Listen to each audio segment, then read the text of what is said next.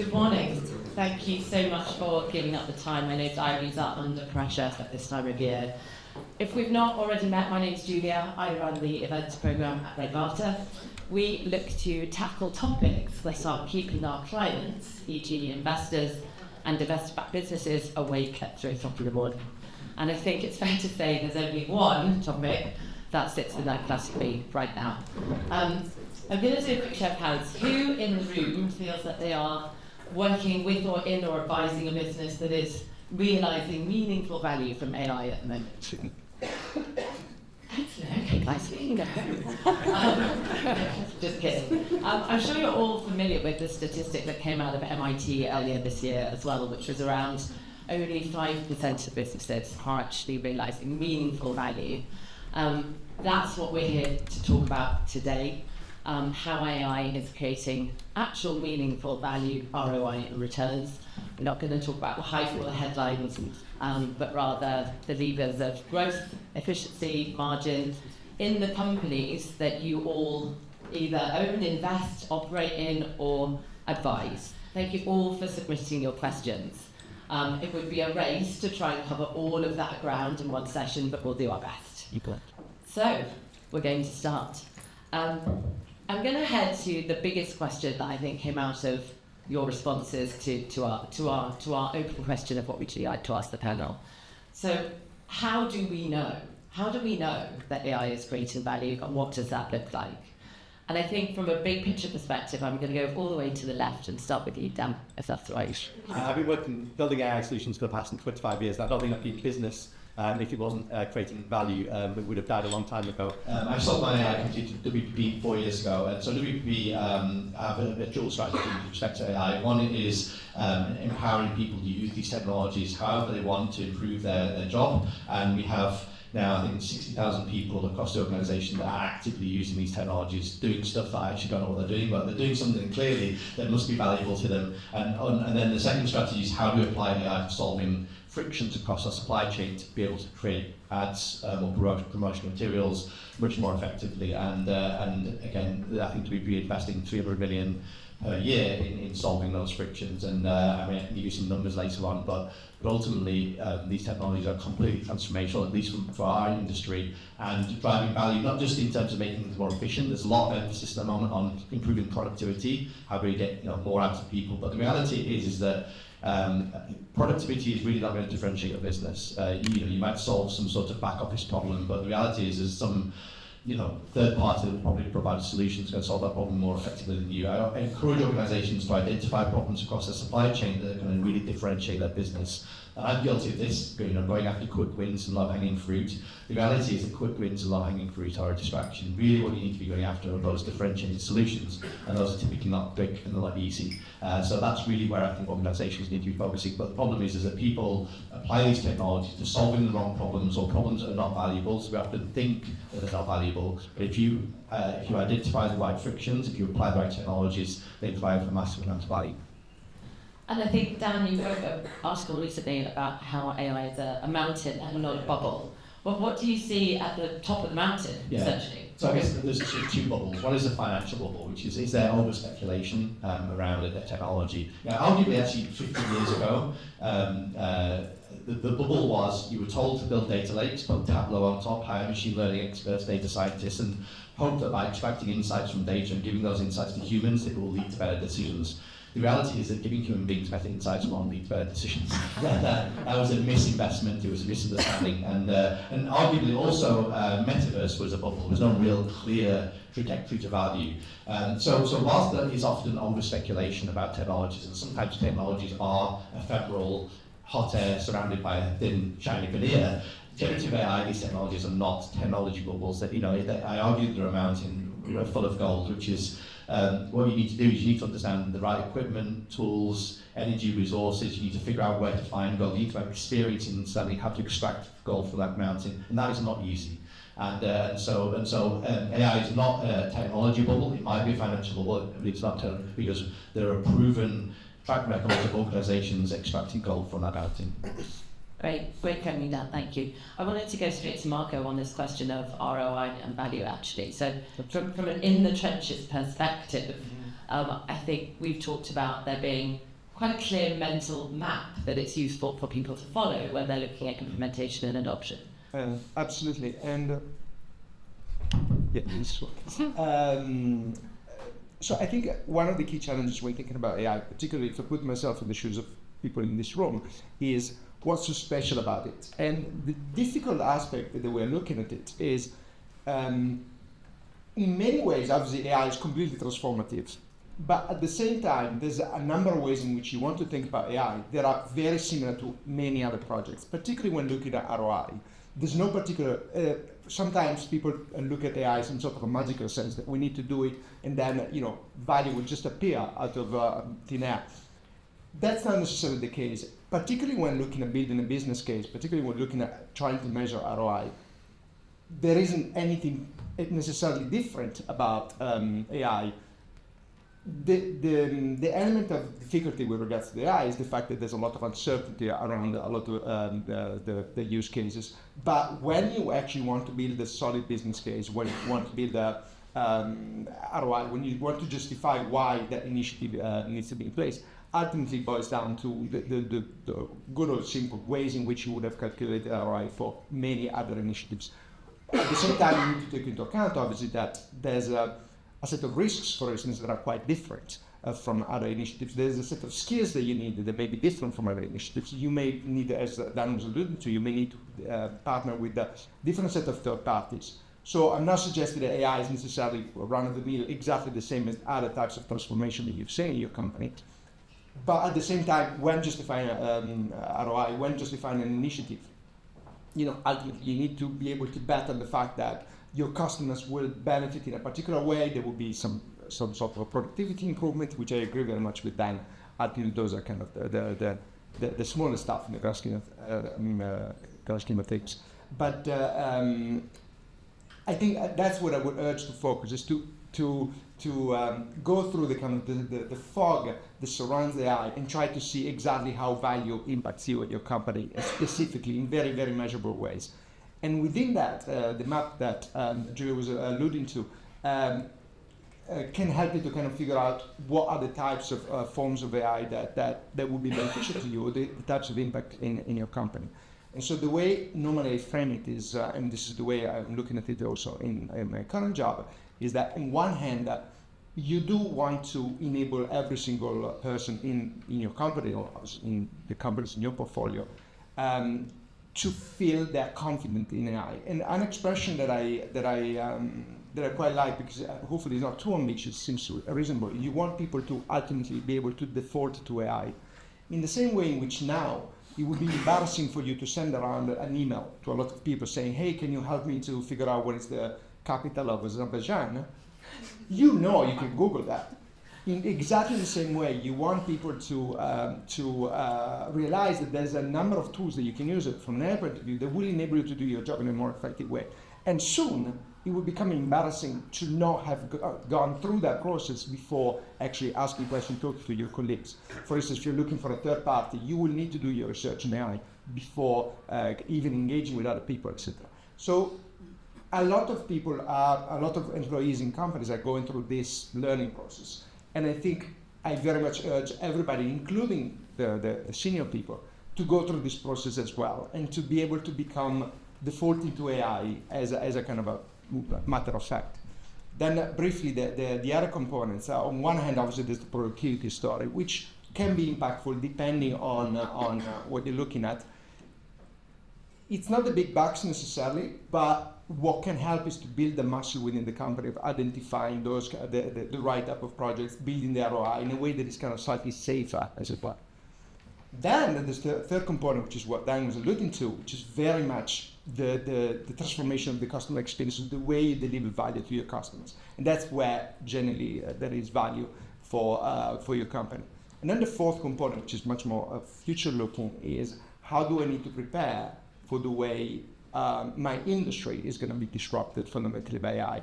And some sectors are going to be quite resilient. I'm lucky to work in a sector of wellness that is quite physical. So ultimately, people will still need to, do their exercise, whether in a gym or elsewhere. But there are other sectors, such as e-commerce, for instance, that will be profoundly impacted by AI. And so you do want to start thinking about the next 2, 3, 4, 5 years, and how you need to prepare for the advent of AI. Thanks, Marco. And Polly, we're having mic trauma this morning. Polly, just go for it with that. So Polly, you've spoken to many different businesses over the years, and you've recently produced the research that talked a little bit about the confidence gap. And Marco, that's something you've just alluded to as well. So can you talk a little bit to that in terms of how that makes a difference from a value creation perspective? Yeah, absolutely. So we've recently surveyed 1,000 agencies about their use of AI. And we've called it the big AI secret. And the reason for that is because actually, you only need to open papers or like this, or open up LinkedIn, and you can have the most amazing FOMO. You think, oh, I'm behind. Hands up your seats, then maybe not. No. Nobody can admit, look, you're like this. That's the big AI secret, right? Is that, let's be true. So AI's been around for a long time, but only 3 years ago ChatGPT arrived and it became they made it real, made it something you can use. It's the biggest amplifier, it's the biggest enabler, but actually there are no rules yet, and that makes it scary. So we discovered, having interviewed 1,000 agencies for everything, big guys like these guys, through to small guys, was actually that 95% of businesses say haven't got skills. We haven't got the tools internally to do this. And actually there aren't enough people that know, because it's all happened so fast. So 75% of those agencies said they haven't really started. They're maybe in that phase of just using a little bit of AI. There's no central governance to it. Governance is a big reason for not moving forward. It's a good excuse for not doing it. 25% have started, of those 17% are implementing, and only 7% have really embedded AI in their systems. And it's seen great results. But I think to the ROI point, I think a lot of this, it's easy to talk tech, but the bit that really matters is determining what does ROI mean for you, because AI is an amplifier of people, it can be an amplifier of systems, it can be an amplifier of process. So trying to determine internally, before you start, what is it you're wanting to improve? Because if you won't know that, you're never going to measure ROI. So I think there's a lot of, you can't measure the ROI, well, did you know clearly what you were trying to measure in the first place? That makes a difference. So emphasis. My mic. So emphasis on measurement, absolutely key. And we'll come back to the sort of people element and capability and confidence, I think, towards the end. But one of the things you said, Polly, there are no rules, right? So governance is unclear. But I think the other thing that's stopping people in their tracks is this idea that things have to be at a certain point in your organisation in terms of data, infrastructure, the readiness, the question of readiness. Yeah, please do. Nobody's ready. You've just got to start. This thing is not stopping. We've all got access to it, and you have to come up with a plan, because you don't get behind it. Yeah, I agree. There's absolutely no way in which you can wait that everything is aligning, that everything is perfect, and then you do AI on top of that. That's absolutely never going to happen. And particularly so if you look at it from the point of view of the data and systems.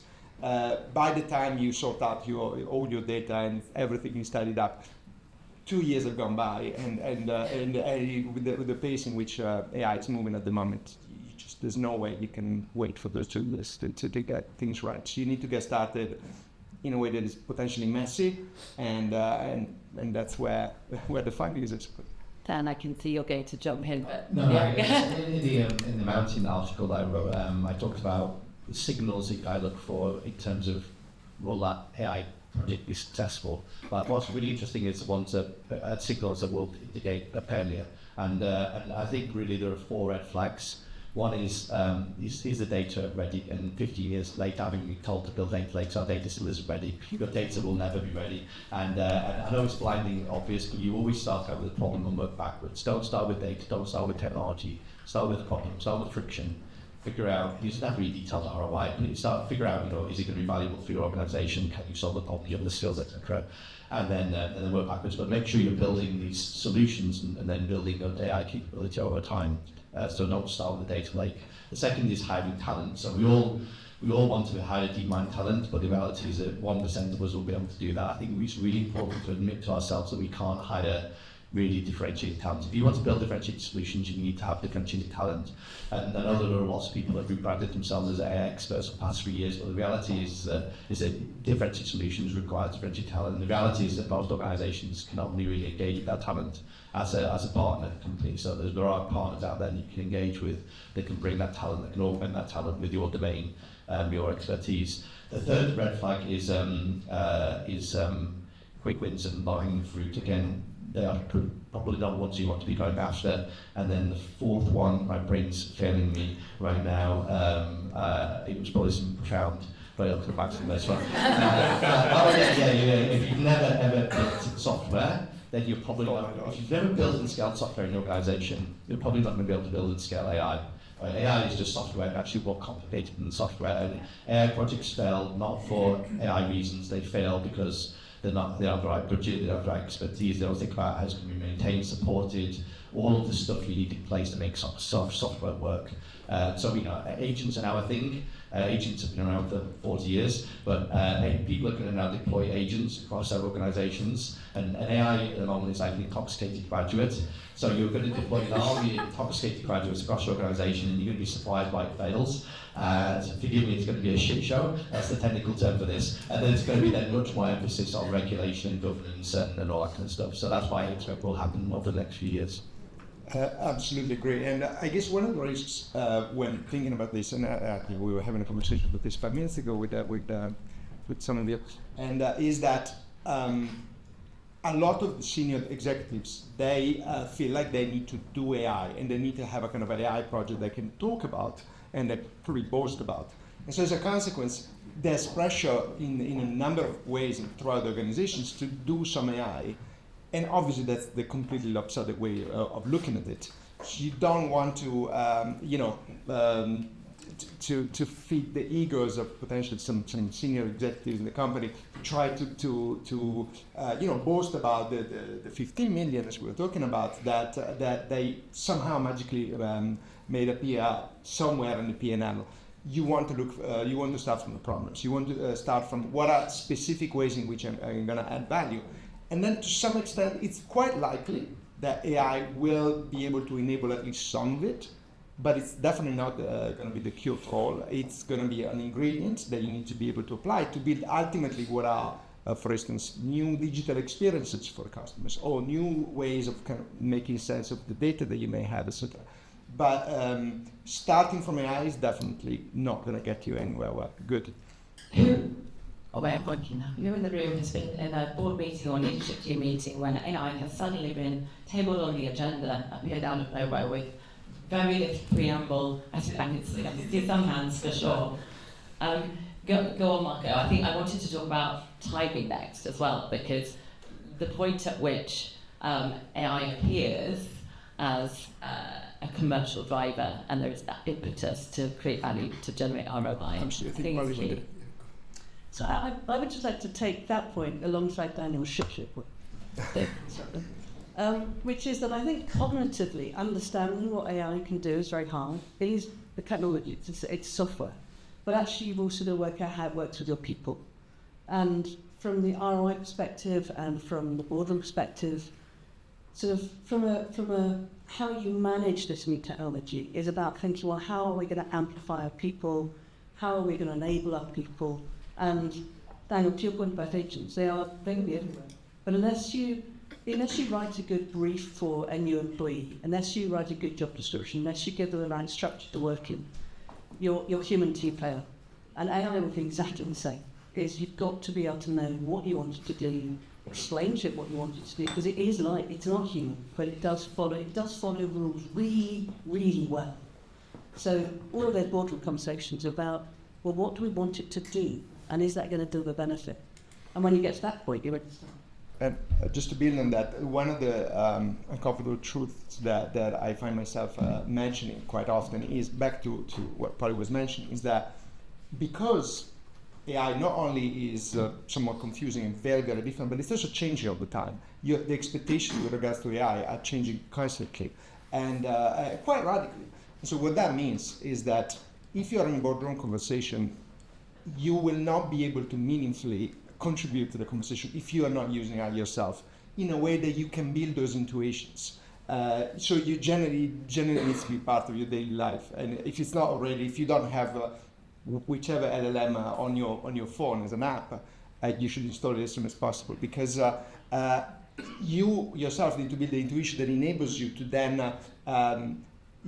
build an idea of what AI can do for you or for your company. So it's absolutely essential that at the most senior levels of the organization this happens, and there's a very strong correlation. There was a survey that came out a couple of days ago. There's a very strong correlation between the level of AI literacy of the leadership of a company and whether or not AI actually is delivering positive returns for that company. So that is very much something I would recommend at all levels. And I joined this company literally a month ago. That was literally the first thing I said to the whole executive committee. Everybody needs to get on with this, and everybody needs to be enabled with this. Lo and behold, half of the people were perfectly happy to go with this. The other half were not. And so there is a transformation that needs to happen. Yeah, the reach is built. So I think there are three things that differentiate the company in the age of AI. The first is data. If you have data that contains insights that's more useful to your competitors, then you have an advantage. You say it's data that makes AI smart. And if you don't have data, then you have to come up with interesting, revenue models, ways to capture the market, open source, all that kind of stuff. The second is AI talent. Again, you need AI talent to leverage those insights to be able to drive value. And then the final point is leadership. If leadership understand about the transformation power of these technologies, if they place the right bets, then you have an advantage. And it's a huge amount of nonsense out there that is really distracting for me as well, to try to understand all of these things that are going on. But maybe one thing that's quite helpful is to understand also the trajectory in terms of how these technologies are developing, because they are developing very quickly. Right now, I do argue they're like intoxicated graduates, and you have to ask yourself, would I employ an intoxicated graduate to do this job? And if you did, then put the right guardrails and stuff around it. But they are now graduating to the master's level, where they can do rudimentary reasoning, they can start to check their own nonsense. They maybe in the next year will have PhD levels, so they can apply, solve complex problems. I think that in the next 3 years we'll have a postdoc level, so they can actually apply the scientific method to pushing the boundaries of knowledge. And then by the end of this decade, it's predicted about a professor in our pocket, so somebody can actually not only solve very complex problems, but can ask questions that humans haven't asked. And so when I think about building technology, I'm thinking about building to that trajectory, because you might be able to build something now, but in a year's time it's going to be redundant. So it's important to kind of maybe think about how it's moving. Yeah, just to build on that, I think that is back to the point about ROI, and back to the point that in many ways a business case for AI is similar to any other business case that you've done. That is probably one of the main things in which is not the same, which is the fact that right now you may want to build a solution that is very clever, uses the top of the range AI, and in 6 months from now you need to throw it in the bin, because all of a sudden that particular solution has been made obsolete because there's a better solution there.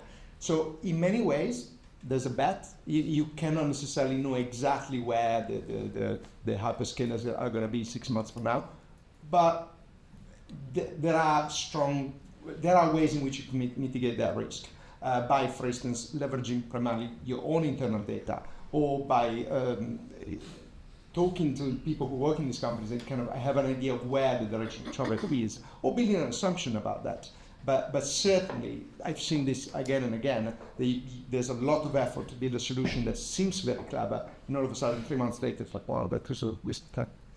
I think the question of timing is key. I'm going to come to you next, actually. What advice do you tend to put to leaders who are investing with this prioritisation framework, what to do first, and how do you prevent them from ending up in paralysis? Well, I think even just listening to us is quite confusing. So, accept this is going to change. It's going to change faster than anything else.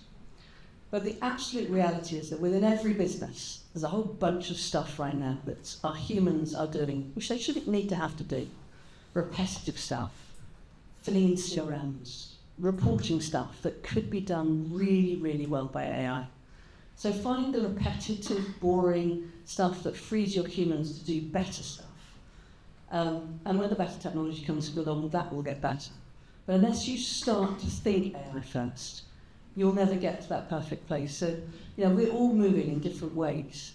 There are ways to start, and I believe that there's not such shit. So pick the things that your people aren't doing really well right now, because it's also very important that your team understand that AI is not about taking their jobs, it's about empowering them to do their jobs better. How can your existing team do a better job, serve more clients, whatever it is. But you've got to build that confidence, because otherwise you have a cultural issue with AI as well. So for me, it's start with boring stuff, fix that, and then you'll discover your path forward. And just, I want to leap straight from that actually to a question for Dan about the buy, build or partner framework, which you already alluded to actually. How do you navigate that typically? It's very simple. Again, I go to an organisation and I sit down with them for a day and say, what are your issues? What are the pain points you have across the organisation, from expenses all the way through to supply chain optimisation? Let's sit down and let's prioritise those frictions according to some criteria. And actually, I don't believe in complex return on investment models. We use a very simple one where the question is the data available? What's the expected return? Is it big value? What's the timing in terms of we'll get that return? Is the stakeholder buy-in, not just the senior stakeholders, but the whole people on the ground whose lives this is going to be affected? Is it hypeable? Is it something we're going to celebrate? Do you have the time to maintain it? How much it's going to cost? There's like 7 criteria that we use to score those frictions. Prioritise those frictions. We ask ourselves, okay, let's solve this friction. Is this something we need to buy? We buy off the shelf, or is this something we need to build? And if you're building stuff, it's really, you only need to be building stuff that really going to differentiate your business. And what's exciting for me about building stuff, not just buying things from suppliers, is that if you get it right, and this is hard, you can not just turn it into a cost centre, you can turn it into a revenue centre. So one of the things that we've been doing with the solar company for the past 12 years is that we've been solving problems gradually across the supply chain, from last mile delivery, middle mile delivery, warehouse management. We predict footfall in their stores. We do workforce optimization in their stores. We predict whether suppliers are going to default on the suppliers. We've been solving these problems across their supply chain using different types of AI. But what's interesting is that we've now platformized that. They've actually created a company called the Sofa Delivery Company that they're now delivering sofas for their competitors. So there is an opportunity, if you do build these innovations that differentiate you, you can then turn them into profit centres. But just something, enough frictions, and we each one decide, is this an off-the-shelf solution? Is this something we need to wait for a startup to solve? Is this something we need to build ourselves to differentiate us? There is a lot of excitement around these technologies, and we do like to build stuff, and we like to build careers around it. But we saw this 8-10 years ago with machine learning. People build models, they build technologies that in 3 years' time, the talent's left, they don't have the ability to support it. And we don't have 3 years to get the wrong answer now. We don't have 3 years to get it wrong. And actually, going back to the first question you asked, which is, where are you on your journey? If you haven't started yet, that's not a bad thing. There's a lot of organisations that are misinvesting, they're creating tech debt, talent debt, that they're going to have to sort of undo. So if you haven't started yet, that's not a problem, but just make sure you start the right way. Yeah, I completely agree. The whole idea of build versus buy, first of all, it depends very much on the company and your level of maturity. If you're reasonably comfortable building digital solutions, then obviously adding AI on top of that may become more sensible. But even in that context, as Dan was alluding to, building something means actually making sure that remains future-proof for the long term. You need to maintain, etc. So it's a major commitment. You only want to do it when it's something that is genuinely strategically meaningful to you and is differentiated. Otherwise, the vast majority of the cases, you may want to either just buy, which hopefully is, obviously you're never going to find something that is exactly what you're looking for, but by and large, for the vast majority of the needs of a company, of a normal company, there's a plethora of software as a service solutions out there that will enable you to do things. Or more and more, it's becoming possible to actually build automation workflows with solutions that are already existing. So it's not necessarily, it's something of something in between build and buy. When you use a solution that enables it to, back in the day it was called robotic process automation, now obviously it's kind of workflow automation using AI, but you can connect different pieces of your organization, digital pieces of your organization, in such a way that you build meaningful workflows. And obviously, occasionally, agents are the right solution for that if you use them carefully, very carefully. So there's a number of solutions. The fourth solution, if you like. So there's kind of, if you build by some sort of integrator, we call it. And then the fourth solution is offered to partner with another company that will build something for you. And obviously, they will also be able to maintain it for you. So you will need to worry less about that. So again, how strategic is it? What are the skills in the company? And what is available in the market? Those are all the factors you want to take into account. The vast majority of the times, you will know what to build it yourself, unless it's genuinely transformative for what you're trying to do. Polly had quite specific questions on this for you, actually. One was around where do you see businesses getting it wrong? And the other one was around for SMBs or businesses with less large budgets. What does that dialogue look like internally? How would you advise that out? Great question. So I think that, SMBs, even to a very high level, you want to think about partnering. Definitely don't try and build, because you've got to consider, am I going multi-LLM? Question number one. That's already a massively complex question. And there's not enough talent out there. So find a partner that understands you, relates to you. There's a human fit, because despite all the technology, AI is an extension of your human team, and you've got to have that deep understanding of what the organisation wants to achieve. It's not a one-size-fits-all. And AI is like Lego. You want to be able to piece it together, but fundamentally it wants to feed off your single source of knowledge. So is my knowledge safe? Is it connected to my systems? And is it culturally a good fit? And then you've got tools to build out what's coming next. Because do we know what's coming next? Daniel. But not everybody does. And so you've got to create a framework that will scale. But you probably need some help with that. What I find is that we often see somebody who goes, all right, we're 17, I'm really good at this. This is not like social media. It can't be given to the youngest person in the room. It needs a plan that is pragmatic, because it's going to change. And that's the same whether you are large or small. We see a lot of blocks as well. There's a lot of reason not to do it. Data's not ready, we're not ready. But culturally, that creates the environment which is we're shelving it, and that doesn't work either. So it's about saying, to Daniel's point, it's about getting on started, but you need a plan. And that's about being open-minded, finding the right people. But it's not just about technology, it's about cultural fit as well. Yeah, so there's a really good definition of AI. It comes from the definition of intelligence. I know that there's a very popular definition of AI, which is, I think, the weakest definition, which is getting computers to do what humans can do. And that's popular because of ChatGPT, corresponding in natural language of recognizing objects. But there's a really nice, elegant definition of AI from the 1980s, which comes from the definition of intelligence, which is goal-directed adaptive behaviour. And the key word in that definition is adaptive. What you want to do is build systems that can make decisions, learn about what those decisions are good about, adapt themselves. Now, at the micro level, when you're building AI systems, ideally you would make them adaptable, but most systems are not adaptable. Arguably nobody's doing AI, but of course that's ridiculous, we're all doing AI. But most systems in production are not adapting themselves. But what you want to ultimately do is create an organisation that's adaptable. That's when I look to invest in companies.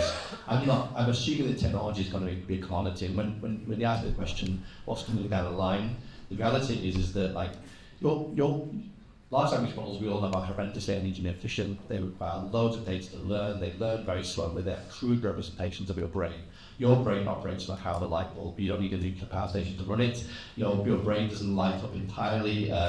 You only need to know that that's a microphone once, and you know what microphones are. You don't need to see really those microphones. The reality is there are many innovations that are being developed in academia right now that model how our brain is working. Those innovations will completely change how AI is going to work over the next 5 years. It's so hard to predict the future. I would assume that technology is not going to be a differentiator for you. I'd assume that actually maybe the data might not be a differentiator. What's a differentiator is your ability to adapt to a rapidly changing world, and that means being able to innovate rapidly, and that's a cultural problem, it's not a technological problem. No, absolutely, and that is something you can literally start right now. To the points we make, regardless of where you are from a systems or data point of view, or what you can start is to try to build the muscle that enables you to learn quickly and build solutions, build or find solutions quickly, solve problems quickly, deliver value quickly.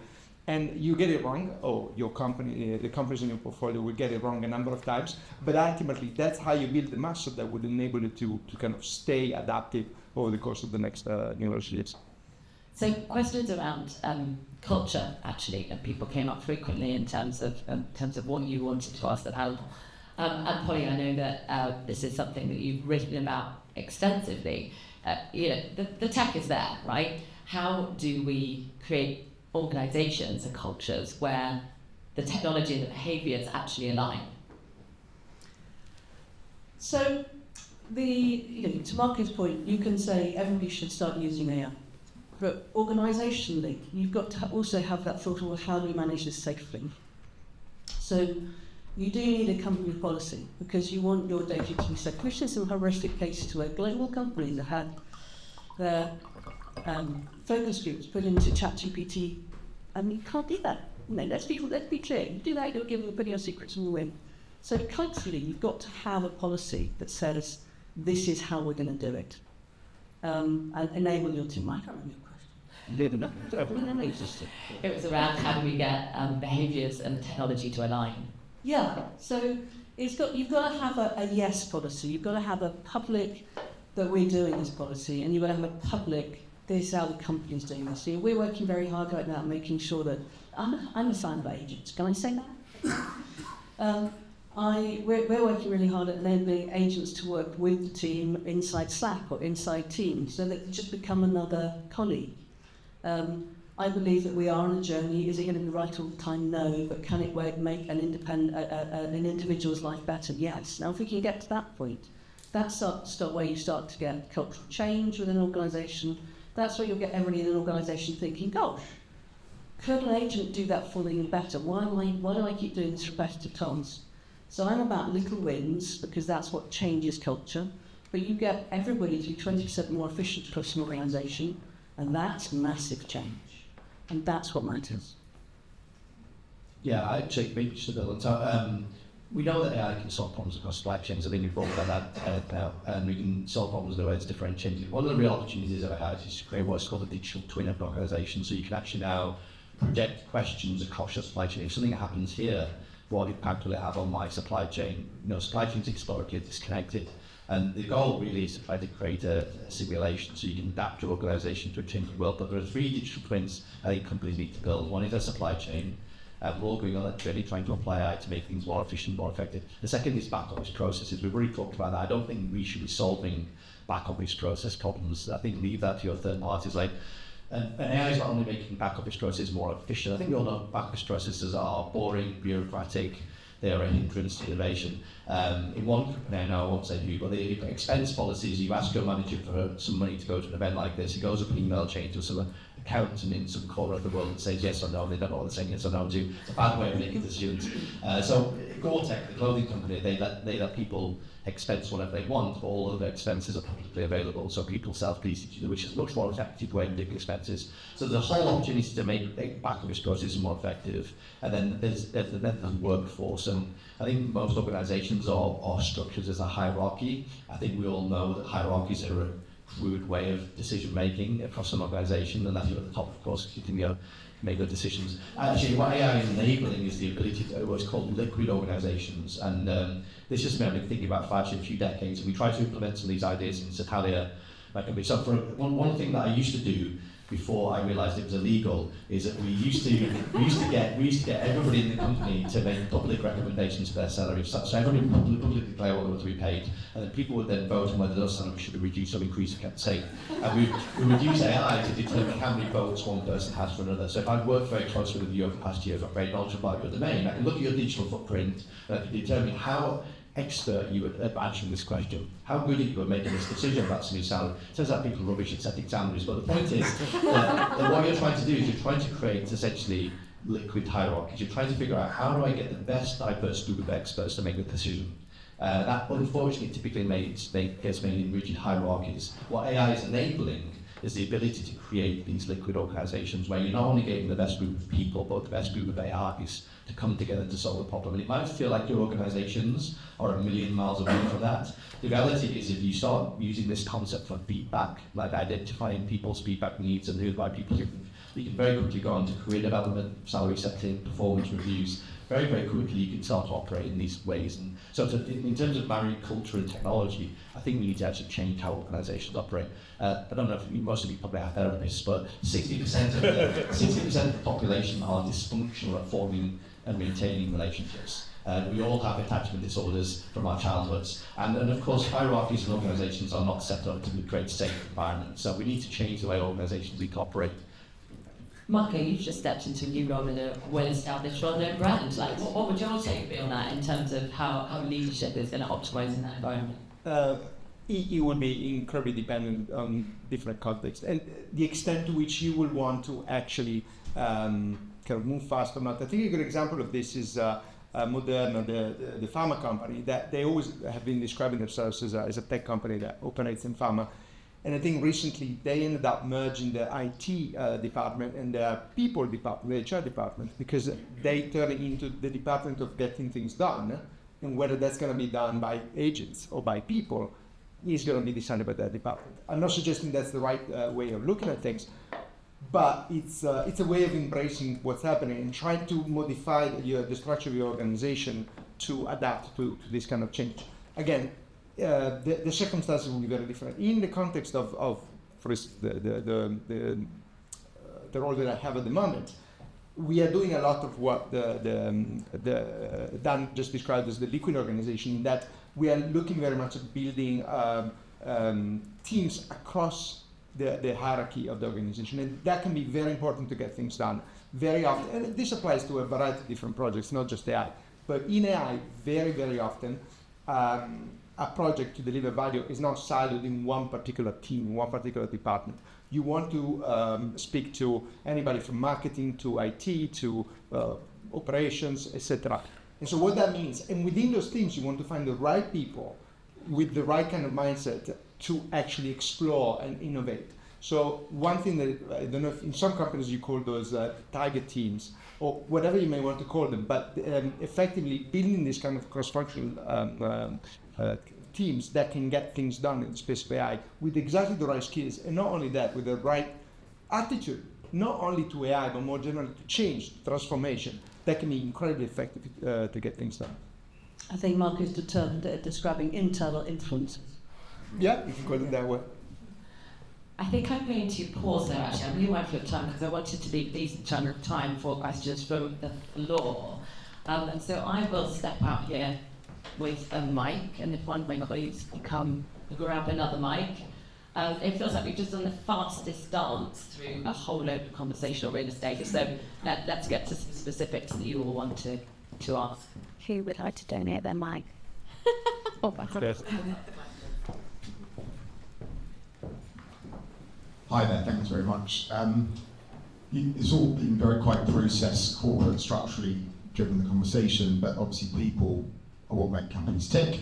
AI is quite scary for some and very exciting for others. And I've seen a few cases where companies that are using AI to actually help their staff just improve their lives. So for example, I think like 10 to 20% people are dyslexic, reading emails, reports is a nightmare for them, writing things is a disaster. So just helping them use tools to turn text into some sort of audio thing, or be able to write their emails better. Do you think it's something companies should spend more time understanding and investing in? Because if people can understand how AI can help them personally, it might help them be happier at work and do more. I'll take that. As a dyslexic, with a daughter who's dyslexic, I think it's transformative. So I think it's a massive enabler. And yes, it's the very simple. It's, that whole point of cultural adoption is key, because it's, it comes back to cognitive load that we all have to manage when we're dancing with so many different systems, so much information we've got to manage. So whether you're dyslexic or not, actually it can reduce cognitive load as well. And I think that's, we're all pushed by this. AI can take our jobs, but actually AI enables you to do as opposed to that. That's the lowest lift possible to start with, then begins the organisational change piece. Yeah, actually, so I mentioned the WPP strategy, which is we have a central organisation, Satalia, we've got 300 deep experts trying to solve specific problems across our supply chain. But then the policy is, let's give everybody access to these technologies, let them innovate at the edge. Now the challenge with that is if you're giving people access to sort of ChatGPT natively, then they could be uploading, they could be engaging, might putting data there that they should be putting. So we have to control that very, very quickly. We have to get control over how people can access these technologies. So we built the company to be open, which is our end-to-end sort of AI platform that allows people to engage with these models. But people are probably using models to help them pay parking fines, right? We've got no idea. But the point is, let people use it. People are using it, and then they benefit. What's also interesting is that what it's highlighting is that those people that have a breadth of knowledge, those people that have done art history or anthropology or learn about photography, lighting, aperture, camera angles, they're able to actually engage with AI better than I can. They're able to refer to some tribal paintings in a corner of humanity that I've never heard of, and they're able to surface those things from AI that I can't. So encouraging people to develop breadth of knowledge so they can ask better questions has also been very exciting. Because people are now valuing the humanities instead of just the technology. I think that's really interesting to quote, which is actually we're going to learn how to manage AI. I mean, you've got each one of us got a whole team of people, and it's how do you ask the right questions, how do you add value to who you are by using AI well. Yeah, and building on that, one of the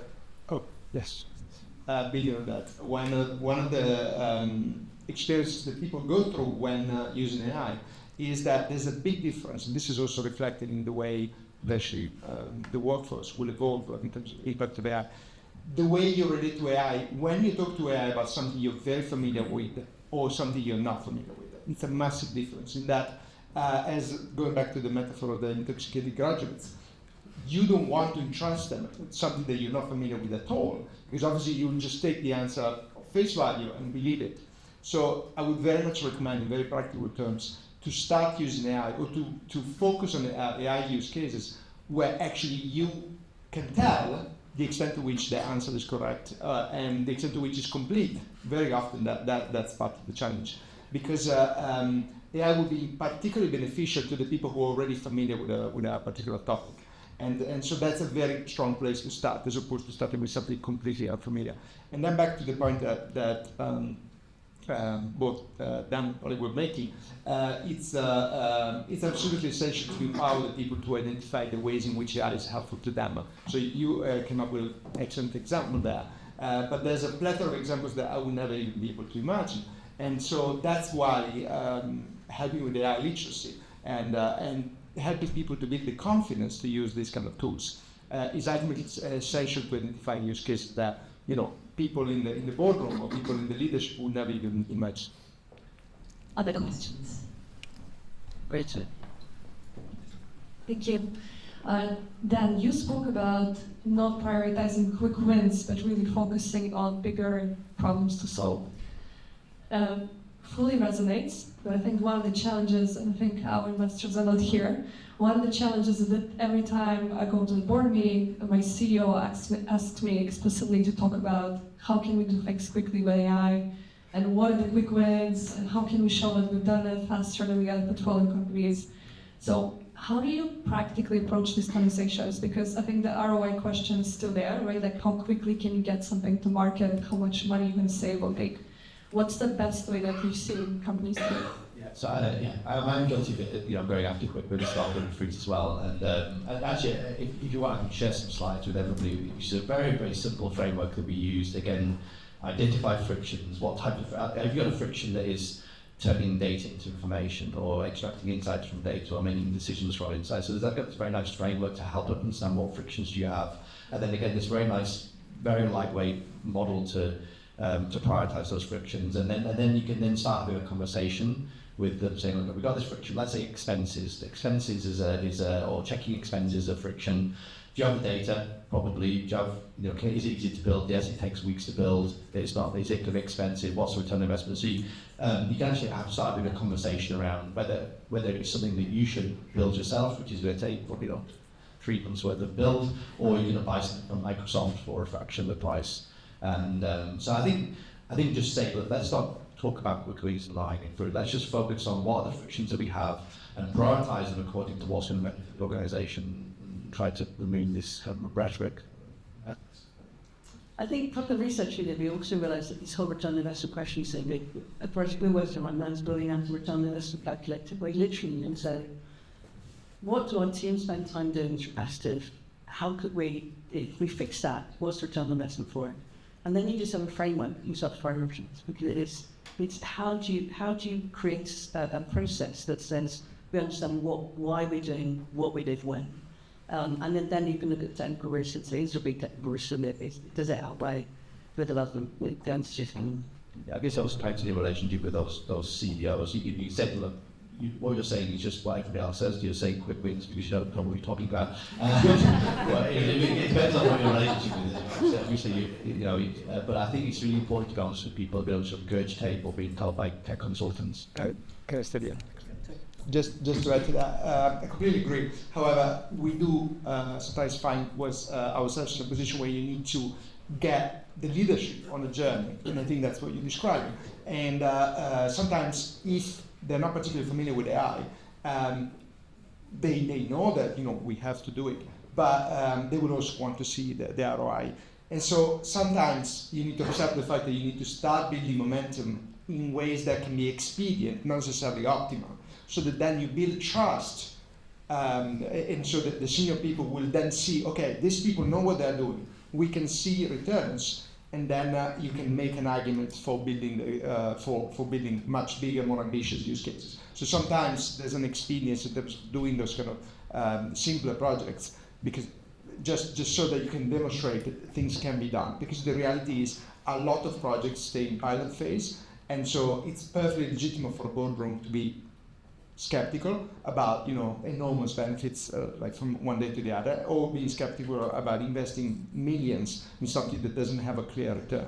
So sometimes for building momentum within an organization, for assisting in that process of kind of cultural shift, you need to accept the fact that some projects may need to be slightly less ambitious, and then people buy into that builds kind of the momentum that you need. Thanks, Monica. We've got one for Stephanie at the back, and then Mike. And we'll try and take a few more. How do you recommend staying on top of knowing what tools are out there? Like, it seems every day I've got like 3 emails on AI, and one gives you 5 new products every single day that's supposed to make my life more efficient. I still got to read the emails. Yeah, so I mean, I've been often asked this question, is one CEO of a very large organisation. I introduced myself as the chief officer of the WPP. He said, "Isn't that just a noddy job title?" I'm interested that it wasn't. I thought I'm going to sell my shares in that company. But I think there are some organisations, there are some industries that are actually quite immune to the transformation power of getting AI. So if you're growing things, if you're distributing goods, if you're stocking warehouses, the reality is that generative AI is probably not going to make a difference in terms of optimising that supply chain. It's things like optimization algorithms, machine learning algorithms will do that. But there are some industries that are being completely transformed by AI. In marketing, media, for example, is one of them.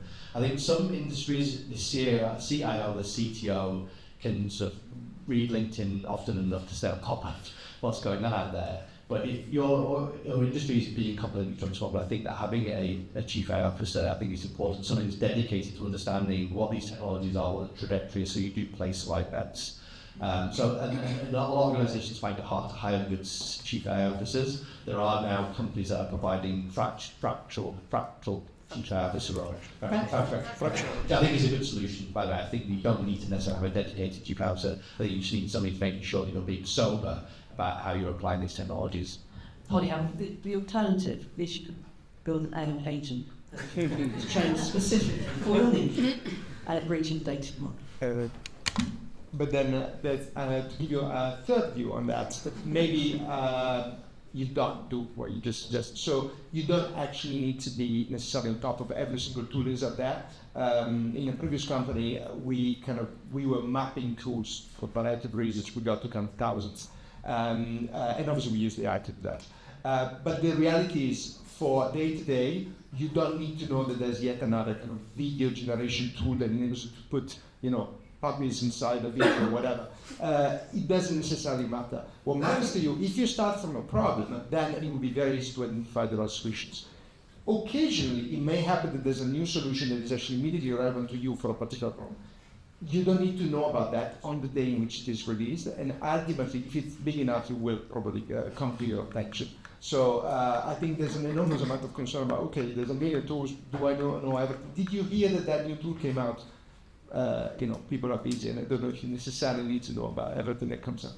Thank you. So one coach is actually given a brief for an AI agent and goes find exactly when the user needs to know. That's the intellectual property required to use AI to find the solution.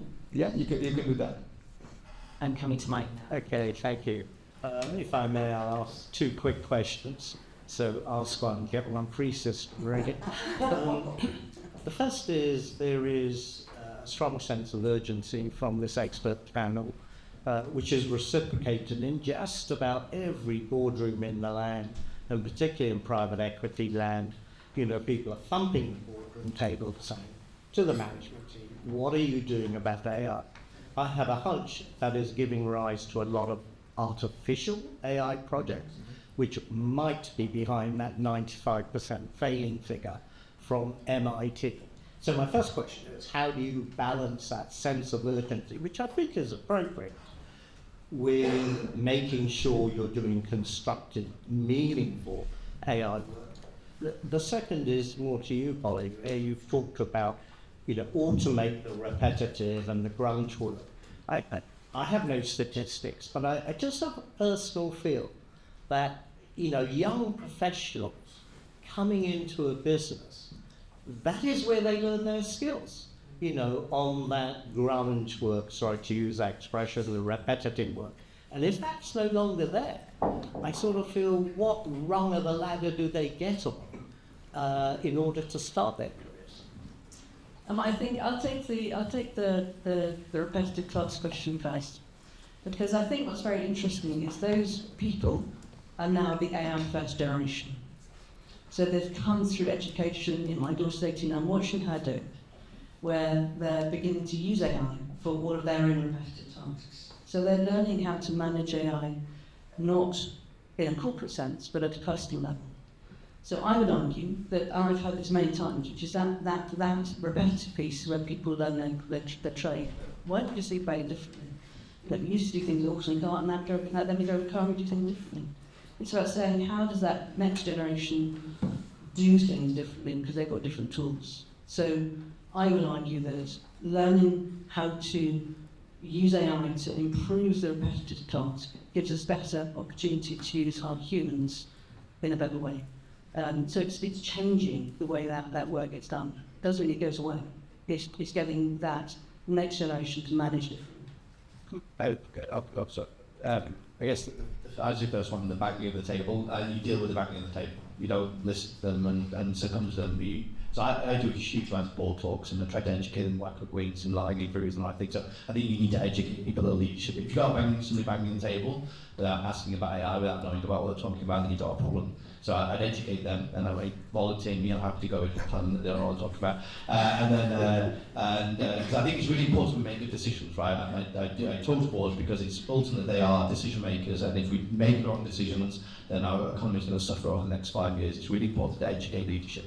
Then on the skills thing, what's interesting is that there is this concern that we might not be learning these low-level skills to appreciate the higher-level ones. But I think the reality is that AI is going to solve that problem. AI will help put people in educational scenarios that are not just testing their knowledge, but testing their ability to adapt to complex situations, be creative, resilient.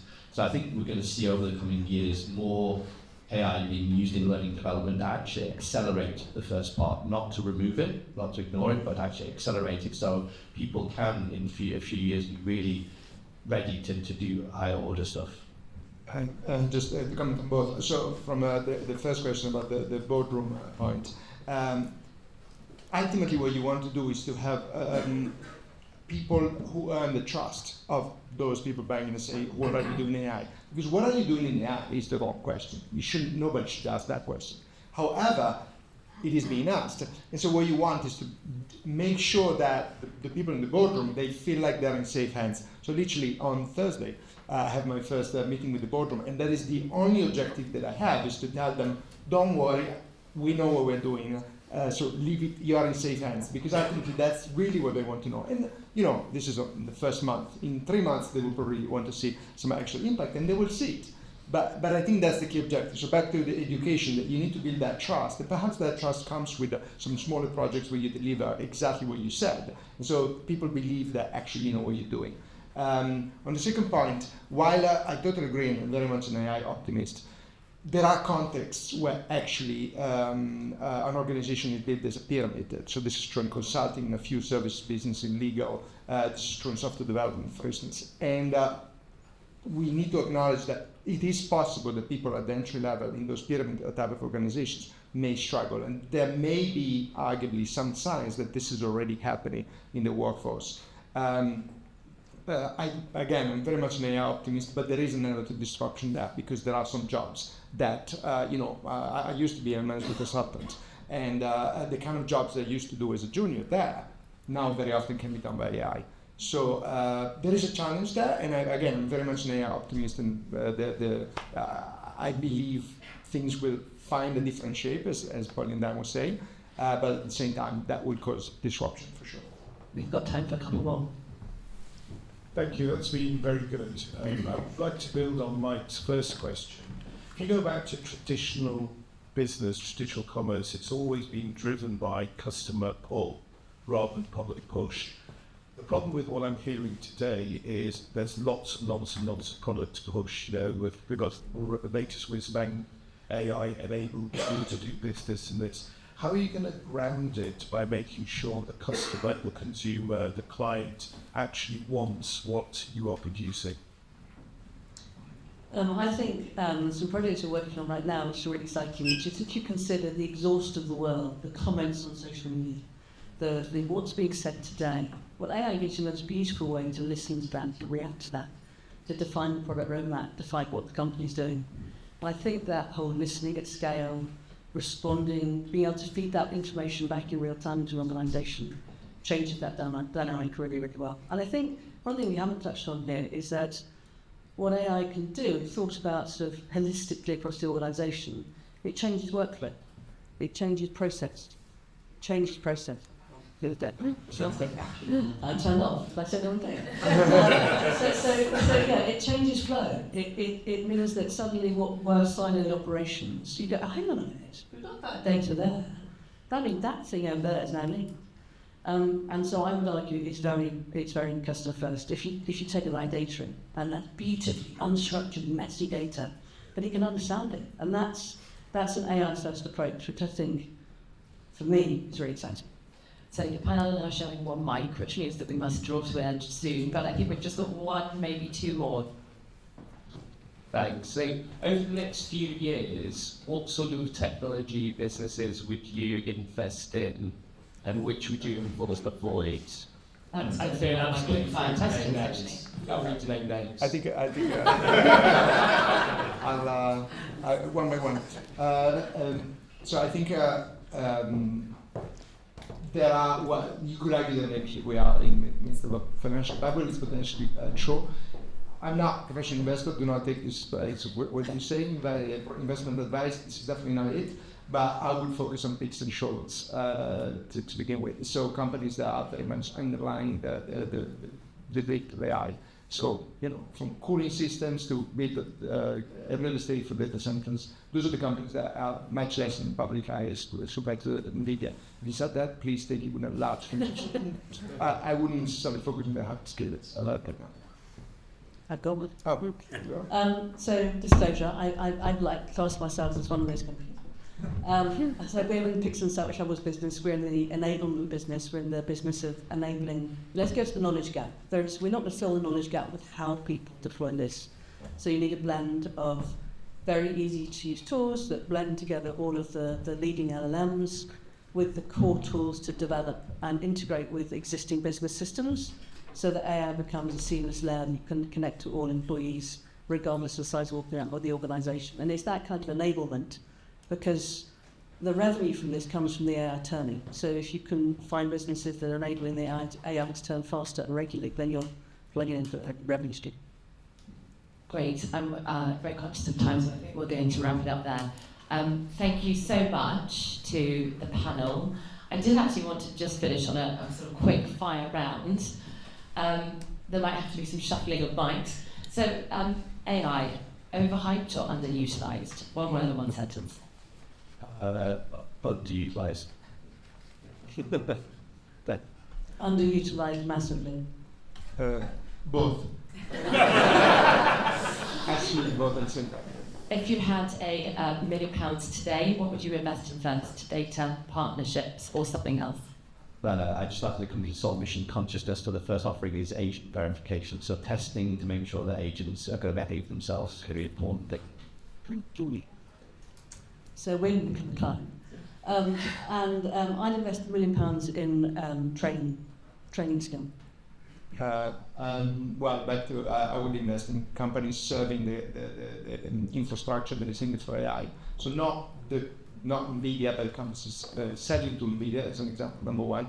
And second, what Dan was saying, anything that is enabling the agent economy. So for instance, payments, secure payments, that's going to be enormous. Great, and then to finish, what's the biggest lie that you think people are telling each other themselves about AI value creation at the moment? Well, based on the 500 hours of interviews we did, most people say, please don't tell the client, the boss, or my colleagues, because we're all doing it very differently, and we're not doing as much as you say. There's this phrase that people used back in the day with data, which is it's like teenage sex. Everybody's saying that they're doing it, but nobody's actually doing it. I was going to say that. I